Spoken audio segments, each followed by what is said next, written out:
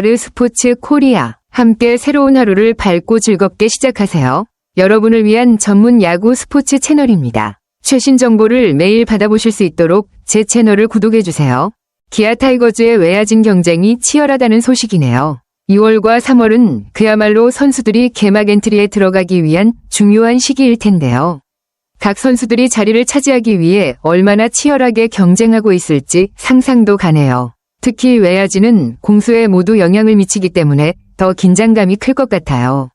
몇 명의 선수들이 그 경쟁을 벌이고 있는지, 그리고 주요 포지션 경쟁자가 누구인지 궁금하네요. 기아 타이거즈의 외야 경쟁이 정말 치열하군요. 특히 최영우와 나성범이 오키나와 연습 경기에서 3경기 연속 결장했다는 점이 눈에 띕니다.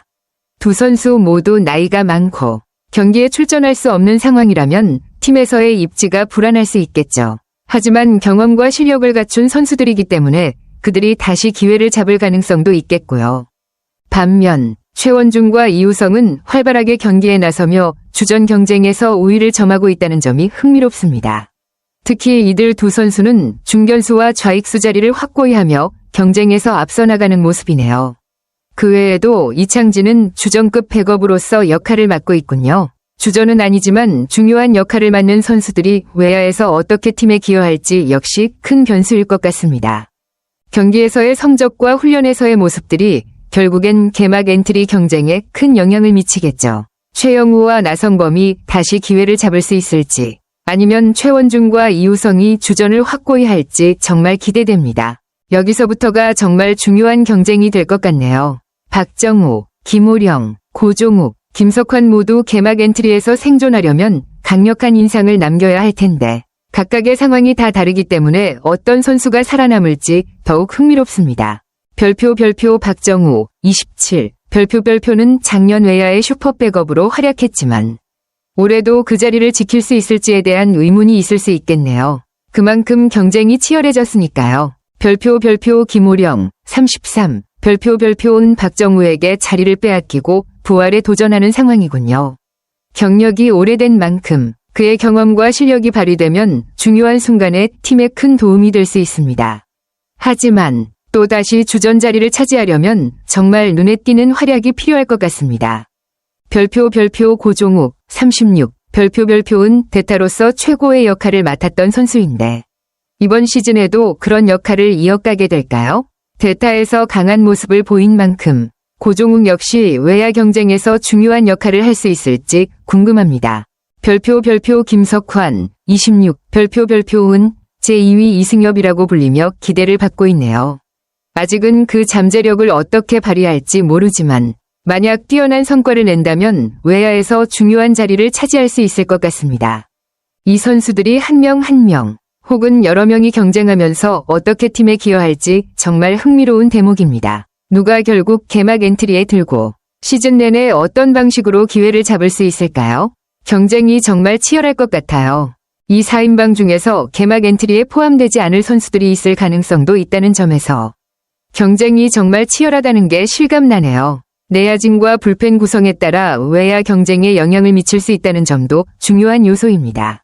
내야진에서 몇 명이 엔트리에 포함되느냐, 불펜에서 어떤 선수가 빠질지에 따라서 외야 자리가 달라질 수 있으니까요. 특히 박정우, 김우령, 고종욱, 김석환 모두 오키나와 연습 경기에서 활발하게 경기에 나서며 이범호 감독에게 자신을 어필하고 있다는 점이 중요한 포인트입니다. 연습 경기에서 좋은 모습을 보여주면 그만큼 개막 엔트리 포함 가능성도 커질 테니까요. 박정우는 백업으로서의 경험을 살려 중요한 순간에 강한 모습을 보여주면 김우령은 부활을 노리며 더 좋은 모습을 보여줘야 할 것이고 고종욱은 대타와 외야에서 다방면으로 활용 가능한 점을 어필할 수 있습니다. 김석환은 여전히 잠재력이 큰 만큼 그가 얼마나 뛰어난 활약을 보여주느냐가 중요한 시점이 될 겁니다. 이들이 연습 경기에서 얼마나 잘 적응하고 자신을 어필할 수 있느냐가 개막 엔트리 생존 여부를 결정짓는 중요한 요소가 될 것 같습니다. 결국 이 4인방 중에서 누가 살아남고 누가 기회를 잡을지 정말 기대되네요. 박정우의 상황을 보면 정말 중요한 시즌이 될 것 같네요. 공수주를 갖춘 주전급 백업으로 성장해야 한다는 점에서 그가 팀에 기여할 수 있는 다양한 역할을 맡을 수 있다는 장점은 분명히 있지만 타격이 아직 완전하게 올라오지 않은 상황이라면 개막 엔트리에 생존하기 위한 도전이 될 겁니다. 오키나와에서의 성적을 보면 9타수 2안타 2사사구라는 점에서 어느 정도 출루 능력은 보여주고 있지만 삼진 3번이 나온 부분은 타격 감각이 아직 완전히 회복되지 않았다는 신호일 수 있습니다. 특히 외야 경쟁에서 살아남기 위해서는 타격이 중요한 요소가 될 테니까요. 수비에 대한 검증이 끝났다는 점은 그의 강점으로 작용할 수 있습니다. 안정적인 수비를 바탕으로 타격에서 점차 올라온다면 주전급 백업으로서 중요한 역할을 할 수 있을 것입니다. 팀에서 박정우의 장래성을 고려한다면 그가 1군에서 생존하며 유의미한 실적을 내는 것이 매우 중요한 의미를 가지겠죠. 특히 공수주를 모두 갖춘 선수는 부족한 자원을 메꿔줄 수 있는 소중한 존재가 될 수 있기 때문에 타격 컨디션이 올라오는 과정에서 그의 역할이 더욱 부각될 수 있을 것입니다. 박정우가 타격을 안정시킬 수 있다면 외야 경쟁에서 중요한 역할을 할 수 있을 텐데 그가 어떻게 더 성장할지 정말 흥미롭습니다. 박정우의 수비가 이미 인상적인 모습을 보여주고 있군요. 이대영 해설위원의 호평처럼 빗맞은 적시타를 처리하는 과정에서 미리 송구하기 좋은 자세를 만들었다는 점은 정말 중요한 수비 능력을 의미합니다. 수비에서 미리 준비된 자세를 유지하며 빠르게 판단하고 송구할 수 있는 능력은 외야수로서 큰 강점이 될 수 있죠. 특히 홈보살에 성공하며 1점을 막은 장면은 단순히 수비의 기술적인 면뿐만 아니라 중요한 순간에 팀을 돕는 중요한 역할을 했다는 점에서 의미가 큽니다. 이런 결정적인 순간에서 실력을 발휘하는 선수가 개막 엔트리에 반드시 포함돼야 한다는 점에서 박정우가 수비에서 이미 좋은 평가를 받고 있다는 건 그의 생존 가능성을 높여주는 중요한 요소라고 할 수 있습니다. 타격이 조금 더 올라와주면 수비에서의 이미지를 바탕으로 중요한 백업 외야수 역할을 충분히 맡을 수 있을 겁니다. 공수에서 균형 잡힌 능력을 보여주면 개막 엔트리 생존은 물론 시즌 내내 팀에 큰 도움이 될 수 있을 것입니다. 김호령은 정말 중요한 기로에 서 있는 선수네요. 타격이 관건이라고 할 수 있겠는데 오키나와 시리즈에서 4타수 무안타 원볼 넷이라는 성적은 확실히 아쉬운 부분입니다. 박정우와 비교할 때 김호령이 1군에서 살아남으려면 공수주에서 더 높은 생산력을 보여줘야 할 필요가 있겠죠. 그는 그동안 빠른 발과 안정적인 수비를 바탕으로 외야에서 중요한 자원으로 평가받아 왔지만 타격이 그만큼 뒷받침되지 않으면 경쟁에서 밀릴 수 있습니다. 작년 한국 시리즈 준비 과정에서 내복삭은 부상으로 아쉽게 엔트리에 들지 못한 점이 큰 아쉬움으로 남을 텐데 이번 시즌은 그 아쉬움을 풀어야 할 시점이네요. 부상에서 회복하고 다시 기회를 잡기 위한 의지가 있을 것이고 이를 타격에서 증명해야만 1군 엔트리에 살아남을 가능성이 높아질 것입니다. 김호령이 보여주어야 할 점은 그가 박정우보다 더 나은 공수주 생산력을 입증하는 것입니다. 타격감이 빨리 올라오지 않으면 경쟁에서 우위를 점하기 어려운 상황이 될 수 있습니다. 그러나 여전히 빠른 발과 수비력을 바탕으로 중요한 역할을 할 수 있는 만큼 그가 타격에서도 눈에 띄는 성과를 보여준다면 큰 역할을 할 수 있을 것입니다. 김호령이 타격을 개선하고 경쟁에서 살아남을 수 있을지 앞으로의 연습 경기와 시즌 초반이 정말 중요해 보입니다. 고종욱은 정말 특화된 역할을 맡은 선수라 그만의 장점과 단점이 확실히 나뉘는 경우인 것 같습니다. 수비가 다소 약하다는 점은 분명한 약점이지만 대타로서의 역할은 굉장히 중요한 존재라는 점에서 팀에 큰 가치를 더할 수 있죠. 통산 타율 0.30는 정말 뛰어난 성과로 대타로서 꾸준히 좋은 성적을 올려온 점을 고려하면 그가 갖고 있는 타격 능력은 상당히 신뢰할 수 있습니다. 2할 8에서 9푼대의 에버리지도 대타로서 매우 중요한 지표인데 타석에서의 안정감이 돋보입니다. 오키나와 시리즈에서 안타는 없었지만 도루와 득점에서 좋은 성과를 올렸다는 점은 고종욱이 여전히 빠른 발을 가지고 있으며 중요한 순간에 기회를 살릴 수 있음을 보여줍니다. 이는 대타로서뿐만 아니라 교체 선수로서도 팀에 큰 도움이 될 수 있다는 것을 의미하죠. 고종욱이 대타로서 팀의 가치를 추가하고 중요한 기회를 만드는 데에 능한 선수라는 점에서 그가 맡을 역할은 충분히 중요합니다.